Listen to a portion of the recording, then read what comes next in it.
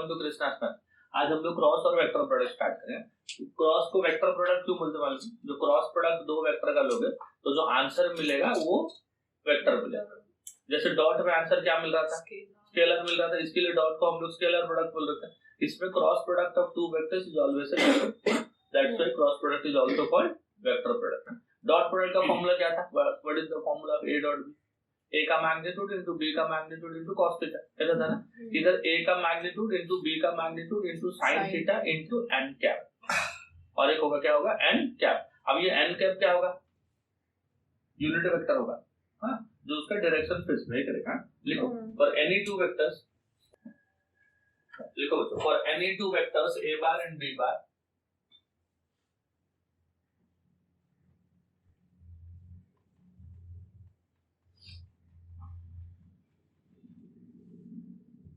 if theta is the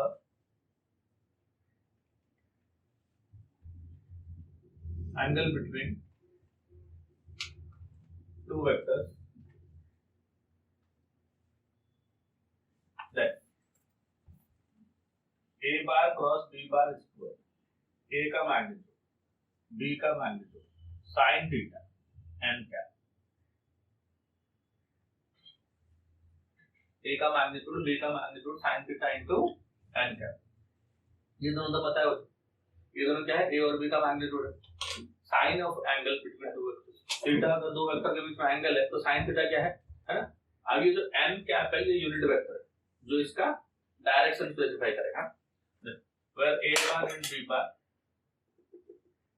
where this and this are the magnitudes of two vectors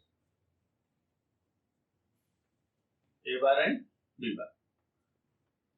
Sine of the angle between, sin theta is the sine of the angle between two vectors, है ना? Sine of the angle between two vectors.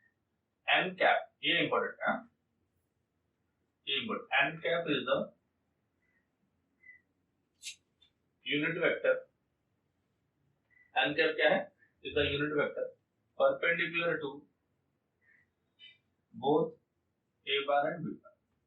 n cap क्या होता है? Unit vector होता है जो किसको perpendicular होता है? दोनों को, किसको? A एंड B को। तो n कैप का जो वैल्यू होता है ना, n कैप का जो वैल्यू होता है क्या था? n कैप का जो वैल्यू होता है, देखो परपेंडिकुलर वेक्टर क्या होता है? अगर कोई पूछा तुमको A bar and B bar दो वेक्टर है तो what is the vector which is perpendicular to both A and B? बोलेगा तो A cross B। Vector perpendicular to both A cross B क्या होगा? A bar cross B bar होगा, divide bye इसका खुद का मैग्नीट्यूड, क्योंकि यूनिट वेक्टर चाहिए, है ना? और ऐसे दो यूनिट वेक्टर होते हैं, है ना, प्लस और माइनस। तो ये बहुत इंपॉर्टेंट है, याद रखो हमेशा। दो वेक्टर दिया और बोलेगा परपेंडिकुलर वेक्टर, तो दोनों का क्रॉस प्रोडक्ट, दोनों का क्रॉस प्रोडक्ट। अगर उसका यूनिट वेक्टर बोला cross product by divide by उसका खुद का मैग्नीट्यूड, समझ गए? अब और किस ऐसे कितने वेक्टर होते हैं? दो वेक्टर होते हैं, दोनों का मैग्नीट्यूड सेम होता है और डायरेक्शन अलग अलग होता है, तो एक पॉजिटिव होगा और दूसरा नेगेटिव, समझ गए? तो n cap is equal to plus और minus A bar cross B bar divide by A cross, समझा रखो। और क्रॉस प्रोडक्ट का डेफिनेशन ये, इसको यूज करके कुछ स्टैंडर्ड रिजल्ट्स डिफाइन करते हैं। अब देखो, ध्यान दो इधर। What about I cross I? I cross I क्या होगा बच्चों? What will be the value of I cross I? यहां पे सब्स्टिट्यूट कर लो। I का मैग्नीट्यूड कितना होगा? 1, J का मैग्नीट्यूड, I का मैग्नीट्यूड, दोनों I है ना, ये भी I ये भी है, दोनों का मैग्नीट्यूड 1। sin थीटा क्या होगा? थीटा क्या है? अगर दोनों वेक्टर I कैप है तो थीटा क्या होगा? क्या होगा? I कैप वाला वेक्टर अलोंग x एक्सिस होता है ना, दोनों अलोंग x एक्सिस है, तो थीटा क्या हो जाएगा? 0 हो जाएगा ना, 0। तो sin 0 कितना हो जाएगा? 0। तो ये पूरा क्या हो गया बच्चों? 0। And this is same for J cross J and K cross K, तीनों का। हाँ, जैसे I डॉट I क्या होता है? 1 होता है, बट I क्रॉस I क्या होगा? 0। समझा क्यों हुआ? Similarly what will be the value of I cross J? कौन बताएगा उसको? I क्रॉस J कैसा होगा? इधर आओ तो फिर से आई क्रॉस जे कर रहा हूँ ना, आई का मैग्नीट्यूड 1, जे का मैग्नीट्यूड 1, आई एंड जे एक दूसरे को परपेंडिकुलर, तो थीटा 90 sin 90 1, ये सब 1 हो गया, यहाँ तक 1 हो गया देखो। अब ये कितना होगा, n कैप मतलब यूनिट वेक्टर जो ये दोनों को परपेंडिकुलर होता है ना। अभी इसके जगह पे यहाँ पे आई एंड जे, तो इसका जो n कैप होगा वो किसको परपेंडिकुलर होगा, आई एंड जे को। तो what is the vector which is perpendicular to both i and j. देखो आई अलोंग x एक्सिस होता है, j अलोंग y एक्सिस होता है, तो k होगा ना, i और j को जो परपेंडिकुलर k होगा, तो i क्रॉस j हमेशा k कैप होता है। अभी इसमें और एक बात है, j क्रॉस i करूंगा तो कितना हो जाएगा, माइनस k हो जाएगा। क्यों ऐसा होता है, क्योंकि i क्रॉस j में जो एंगल बनता है वो एंटी क्लॉकवाइज बनता है। क्या बनता है एंगल, एंटी क्लॉकवाइज। j और i में एंगल क्या बनता है, क्लॉकवाइज बनता है, इसलिए नेगेटिव हो जाता है। याद कैसे रखोगे, कौन सा पॉजिटिव कौन सा नेगेटिव। वेक्टर अगर साइक्लिक ऑर्डर में जाते रहेंगे तो क्या होगा, पॉजिटिव, और उल्टा हुआ तो नेगेटिव। साइक्लिक ऑर्डर में तो i j k ऐसा, i j k i, ये राउंड में घूमता रहेगा तो क्या होगा, साइक्लिक ऑर्डर। देखो अब i क्रॉस j क्या हो गया, k हो गया। सिमिलरली इसका साइक्लिक को आगे बढ़ाते जाओ, j क्रॉस k क्या हो जाएगा, i हो जाएगा, एंड k क्रॉस i क्या हो जाएगा, j हो जाएगा। बट अगर उल्टा किया, k क्रॉस j किया तो कितना हो गया, minus i, and i cross k किया तो कितना हो जाएगा, माइनस j। समझा तो, साइक्लिक ऑर्डर देखो, साइक्लिक ऑर्डर ऐसा होता है ना। अब देखो ये i कैप है, ये j कैप है और ये k cap, i j and k। हां, ऐसे राउंड घूमते रहोगे तो पॉजिटिव होगा, उल्टा जाओगे तो नेगेटिव। हां, i क्रॉस j हुआ तो k, j क्रॉस k हुआ i, k क्रॉस i हुआ j। बट अगर उल्टा आया, j क्रॉस i हुआ तो माइनस हो जाएगा। समझे? Next, let a bar is equal to a1 i cap plus a2 j cap a3 k cap, b bar equal to b1 i cap b2 j cap b3 k cap. Therefore a bar cross b bar is equal to, a bar cross b bar equal to कितना हो जाएगा बताओ तो, a1 a2 a3। पहले तो i j k, first row जो हो जाएगा ना, मतलब वो कितना हो जाएगा, i j k, पहला वेक्टर का कोएफिशिएंट a1 a2 a3, दूसरा वेक्टर का कोएफिशिएंट b1 b2 b3, है ना। पहला वेक्टर का कोएफिशिएंट क्या है, a1 a2 a3, और दूसरे का b1 b2 b3। समझ गए? हाँ, अब देखो, if two vectors are collinear or parallel, then their cross product is 0.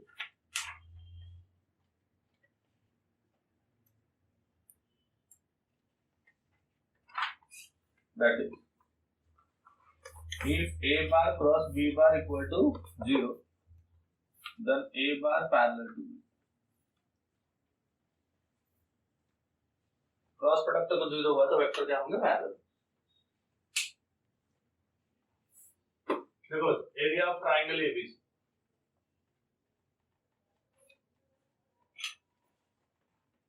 is area equal to half of magnitude of AB bar cross BC. AB cross BC, हाँ? और दो तीन formula, area of parallelogram with adjacent sides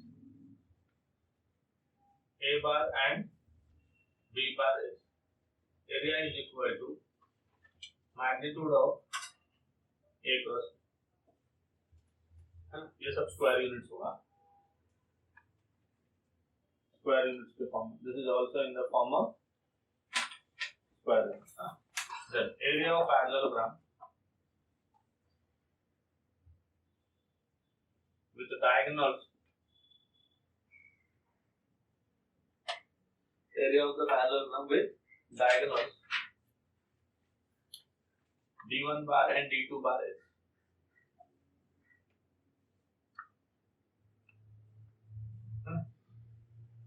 area is equal to half of magnitude of d1 bar plus d2, square units।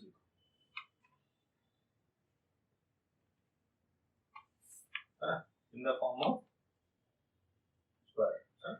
तो ये 3 form, area of the triangle का, है ना, फिर area of the parallelogram when the sides are given and this is area of the parallelogram when the diagonals are given. Diagonal दिया रहेगा तो half होगा, साइड दिया रहेगा तो हाफ रहेगा। ओनली ए क्रॉस बी कर देना, डिटरमिनेंट से ए क्रॉस बी मिल जाएगा, उसका मैग्नीट्यूड ले लेना, इधर भी वैसा उधर।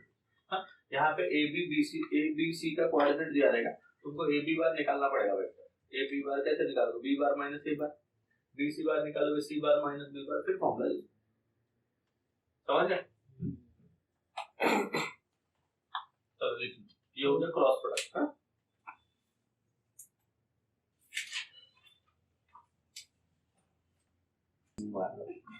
चलो भाई देखो, स्केलर ट्रिपल प्रोडक्ट, अगर मान लो 3 वेक्टर, कितने वेक्टर हो जाओ, 3 वेक्टर, एक ए बार, एक बी बार और एक सी बार। हां, 3 वेक्टर का स्केलर ट्रिपल प्रोडक्ट क्या होगा, है ना। पहले तो देखो वॉल्यूम जो आता है ना, वो स्केलर ट्रिपल प्रोडक्ट से आता है। एरिया कहां से आता है, क्रॉस प्रोडक्ट से एरिया आया, तो वॉल्यूम कहां से आया, scalar triple product. Scalar triple product का ज्योमेट्रिक मीनिंग क्या है, मतलब कोई भी सॉलिड का अगर वॉल्यूम चाहिए तो हम लोग स्केलर ट्रिपल प्रोडक्ट यूज करेंगे। उसमें 3 वेक्टर होंगे, क्या होंगे, 3 वेक्टर होंगे, और उसका जो प्रोडक्ट के बाद जो आंसर आएगा वो स्केलर आएगा। क्या आएगा, वो स्केलर आएगा। इसके लिए स्केलर ट्रिपल प्रोडक्ट यूज करते हैं। पहले फॉर्मूले देख लेते हैं क्या है।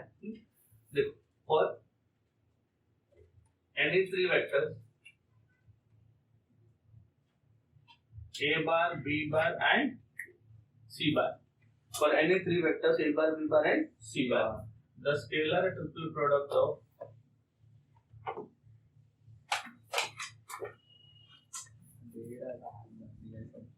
the scalar triple product of 3 vectors is defined as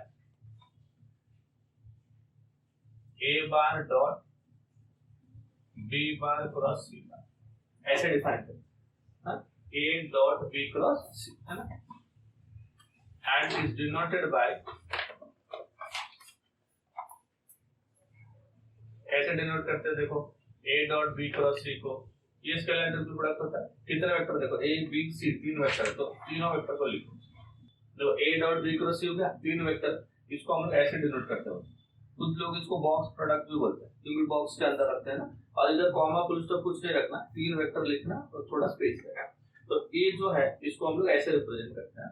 यहाँ से हम लोग को वॉल्यूम मिलता है, क्या मिलता है वहाँ से, वॉल्यूम। अगर मान लो मैंने 2 वेक्टर लिया, late a bar is equal to a1 into I cap, a2 into j cap, a3 into k cap, b bar is equal to b1 I cap plus b2 j cap plus b3 k cap, and c bar is equal to c1 I cap, c2 j cap, c3 k cap। therefore इसका जो scalar triple product होगा ये वो ऐसा होगा, determinant पहला vector का coefficient which are a1 a2 a3, दूसरे का कोएफिशिएंट b1 b2 b3, तीसरे का कोएफिशिएंट, देखो तो a bar equal to a1 I cap plus a2 j cap plus a3 k cap, b bar equal to b1 I plus b2 j plus b3 के c बार। चलो पढ़ते हैं बच्चों। हाँ, लो properties of scalar triple product, ये important है।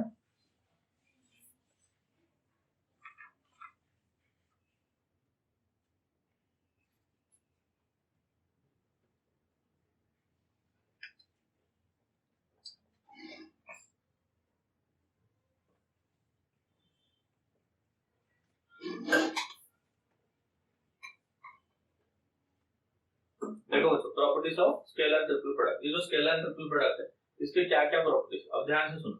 ये जो स्केलर ट्रिपल प्रोडक्ट है ये कहां से फाइंड करते हैं हम लोग, डिटरमिनेंट से फाइंड करते हैं। हाँ। तो डिटरमिनेंट के जितने प्रॉपर्टीज होंगे स्केलर ट्रिपल प्रोडक्ट के उतने सारे प्रॉपर्टी सेटिस्फाई करेंगे, क्योंकि ये तो उसी से फाइंड करते हैं हम लोग। तो पहला प्रॉपर्टी क्या है, पहला प्रॉपर्टी ऐसा होता है, अगर वेक्टर्स साइक्लिक ऑर्डर में रहेंगे, वेक्टर्स कैसे रहेंगे, साइक्लिक ऑर्डर में रहेंगे, तो आप कौन से भी ऑर्डर में लिख लो इसका वैल्यू सेम ही रहेगा, बट साइक्लिक ऑर्डर होना चाहिए। क्या बोलते हैं, आप देखो यूजुअली ए के बाद डॉट होता है, अगर मैंने बी के बाद डॉट लिखा या सी के बाद डॉट लिखा, तो instead of a dot b cross c अगर मैंने लिखा b dot c cross a या c dot a cross b ऐसा लिखा, तो अगर वेक्टर साइक्लिक ऑर्डर में है, ए बी सी है या बी सी ए है या सी ए बी, साइक्लिक ऑर्डर समझा था, वो ऑर्डर में रहेगा। तो देखो ए से स्टार्ट हुआ तो ए बी सी होगा, बी से स्टार्ट हुआ तो बी सी ए होगा, सी से स्टार्ट हुआ तो सी ए बी होगा, ये तीनों का वैल्यू हमेशा क्या होगा, सेम हो जाएगा। This is the first property. First property क्या है? By interchanging the position of dot on cross in a scalar triple product the value will remain the same if the vectors are in cyclic order. अगर vector cyclic order में रहेंगे तो determinant का value same. समझ गया first वाला। Second property देखो, अगर कोई स्केलर ट्रिपल प्रोडक्ट है और उसमें मैंने दो वेक्टर का, यूजुअली ऐसा होता है अगर मैंने दो वेक्टर को इंटरचेंज कर दिया, दो वेक्टर का पोजीशन को इंटरचेंज किया, मतलब ए के बदले बी लिख दिया, बी के बदले ए लिख दिया, मतलब ये ए बी से ऐसा होना चाहिए। अगर मान लो मैंने ए के बदले बी बार लिखा और बी के बदले क्या लिखा होता ए बार, तो दो वेक्टर को मैंने इंटरचेंज कर दिया। अगर ऐसा करेंगे तो क्या हो जाएगा बताओ? इसका वैल्यू तो इसके साथ इक्वल ही होगा, किसके साथ? ए बी सी के साथ, बट इसका साइन बदल जाएगा। क्या हो जाएगा? इसका साइन बदल। अगर ये 20 हुआ था ए बी सी तो वो क्या हो जाएगा? -20। समझा कि नहीं? By interchanging any two vectors in a scalar triple product, the value of the scalar triple product will remain the same, but the sign changes. Third property देखो, थर्ड प्रॉपर्टी क्या बोलता है? अगर कोई स्केलर ट्रिपल प्रोडक्ट के अंदर तीन vector होते हैं ना, कोई भी दो वेक्टर कोई भी दो पोजीशन में अगर सेम हो, मतलब तीन में से कोई दो वेक्टर अगर सेम हो, ए बार हो गया, या बी बार हो गया, या सी बार हो गया, कोई भी दो पोजीशन में, आंसर हमेशा क्या होगा? 0 होगा। जैसे देखो ए बी सी के बदले मैंने लिखा ए बार बी बार, ऐसा लिखा, या तो बी को मैंने रिपीट करा दिया है ना, बी बार सी बार बी बार ऐसा कर दिया, या तो मैंने सी को रिपीट कर दिया है ना, ऐसा लिख दिया, मान लो बी बार सी बार ऐसा कर दिया। तो कोई भी दो जगह, यहाँ पे सी आइडेंटिकल है सेकंड एंड थर्ड पे, यहाँ पे बी आइडेंटिकल है फर्स्ट एंड थर्ड पे, यहाँ पे ए आइडेंटिकल है first and second. In all this cases the answer will be equal to 0। तीनों केसेस में आंसर क्या हो जाएगा? 0। मतलब तीन में से दो वेक्टर सेम हो गया, आंसर 0 है। फोर्थ प्रॉपर्टी देखो, फोर्थ प्रॉपर्टी क्या बोलता है? देखो तो अगर कोई एक वेक्टर को मैंने k से मल्टीप्लाई कर दिया, मतलब कोई कांस्टेंट से मल्टीप्लाई कर दिया, तो ये जो स्केलर ट्रिपल प्रोडक्ट होगा वो तो a bar b bar c बार होगा, बट k से मल्टीप्लाई हो जाएगा, k से क्या हो जाएगा? मल्टीप्लाई हो जाएगा। ये फोर्थ हो गया। फिफ्थ प्रॉपर्टी देखो तो फिफ्थ प्रॉपर्टी क्या बोलता है? अगर दो वेक्टर को मैंने ऐसा लिखा, हो गया, दो वेक्टर को मैंने ऐसा लिखा और बी बार सी बार मैंने लिखा है, हाँ? तो ये कितना होगा? ये ऐसा हो जाएगा, स्प्लिट होकर दो बन जाएगा, मतलब एक हो जाएगा ए बार बी बार सी बार, और दूसरा हो जाएगा A2 bar b bar and सी। समझिए, मतलब कोई एक वेक्टर अगर सम ऑफ टू वेक्टर्स है, उसको स्प्लिट करके दो वेक्टर के सम में हम लोग लिख सकते हैं, in the form of scalar triple product. Sixth property बोलता है if the vectors are coplanar, if the vectors are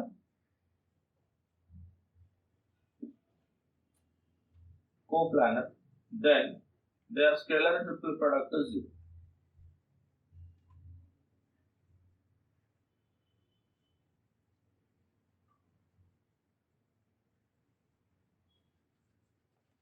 है ना? अगर वेक्टर्स कोप्लानर होंगे तो उनका स्केलर ट्रिपल प्रोडक्ट क्या होगा? 0। समझ गया? Second property. पहला प्रॉपर्टी क्या है? तीन वेक्टर को अगर मैं साइक्लिक ऑर्डर में रखूं, कोई भी ऑर्डर में रखूं, बट अगर साइक्लिक ऑर्डर मेंटेन करेंगे तो आंसर सेम होगा। कोई भी दो वेक्टर को इंटरचेंज कर दे तो वैल्यू सेम रहेगा, साइन बदल जाएगा। कोई भी दो वेक्टर कोई भी दो पोजीशन में आइडेंटिकल हो गया तो आंसर 0 हो जाएगा। अगर कोई एक वेक्टर को मैंने कांस्टेंट से मल्टीप्लाई करूं तो कांस्टेंट बाहर आ जाएगा। कोई एक वेक्टर को अगर मैंने सम ऑफ टू वेक्टर्स में एक्सप्रेस किया तो वो टूट के क्या बन जाएगा? Sum of two scalar triple product बन जाएगा। अगर कोप्लानर हुए तो आंसर 0 हो जाएगा। अब देखो next, volume of parallelepiped with edges A bar, B bar and C bar है। अगर देखो पैरेललोपाइपेड समझते हो तो जो पैरेललोग्राम होता है उसका 3 डायमेंशनल फिगर। देखो अगर मान लो पैरेललोग्राम का 3D बना सकते हैं ना, मतलब ऐसा कुछ बनता है ना,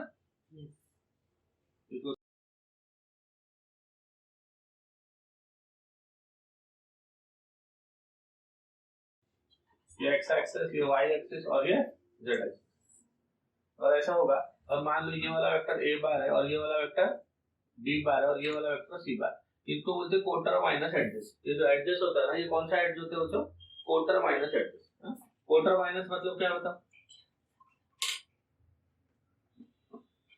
कोटर माइनस मतलब कॉमन टर्मिनल पॉइंट से स्टार्ट होता है, एक ही पॉइंट से तीनों वेक्टर ओरिजिनेट होता रहेगा। अगर ऐसा होता रहेगा, ये ए बार होगा, ये बी बार होगा, ये सी बार होगा, तो वॉल्यूम लाने का फॉर्मूला, वॉल्यूम को अगर v लिखो, वॉल्यूम कैन बी फाइंड, है ना, this is the formula to calculate the volume of the parallelepiped, and ये जो आंसर होगा ये क्यूबिक यूनिट्स के फॉर्म में होगा। वॉल्यूम है ना, तो क्यूबिक यूनिट्स। अगर मान लो ये चार वर्टेक्स दे दिया a b c and d, तो एक वेक्टर ए बी बार, एक वेक्टर ए सी बार, एक वेक्टर ए डी बार, है ना। तो अगर वर्टाइसेस दे दिया तो वॉल्यूम क्या हो जाएगा, a b bar, a c bar and a d. समझा?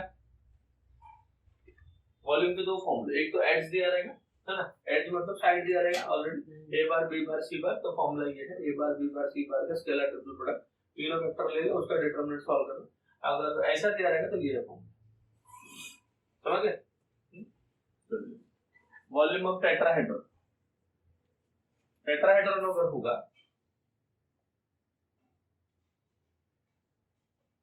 टेट्राहेड्रॉन का वॉल्यूम देखो, वॉल्यूम का फॉर्मूला क्या होता है, 1/6 होता है, बाकी सब सेम रहेगा। अगर एच दिया रहेगा तो a bar b bar c bar cubic unit, है। अगर साइड दिया रहेगा तो 1/6 of a b bar a c bar a D.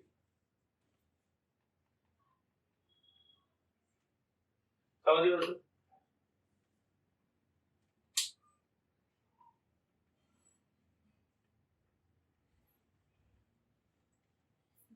ये हो गया तुम्हारा स्केलर ट्रिपल प्रोडक्ट। समझा? ये देखो दो वॉल्यूम के फॉर्मूले, एक तो पैरेलल पाइपेट है और एक टेट्राहेड्रॉन। पैरेलल पाइपेट हुआ तो सिर्फ ए बार बी बार सी बार, है ना, और अगर वर्टाइसेस दिया रहेगा तो डायरेक्ट ए बार बी बार सी बार है, पॉइंट दिया रहेगा तो ये, एड्स दिया रहेगा तो ये, एड्स के लिए ये, साइड अगर ऑलरेडी दिया है तो ये, और वर्टेक्स दिया रहेगा तो तीन साइड ढूंढना पड़ेगा आपको, a b a c and a d. एक पॉइंट को कॉमन कर सकते हैं, एक पॉइंट को कॉमन करना, तीन साइड ढूंढना, फिर वॉल्यूम का। टेट्राहेड्रॉन में खाली ये दोनों फॉर्मूले में खाली क्या होगा, 1/6 मल्टीप्लाई करेगा। ओके, देन देखो स्केलर ट्रिपल प्रोडक्ट के बाद वेक्टर ट्रिपल प्रोडक्ट।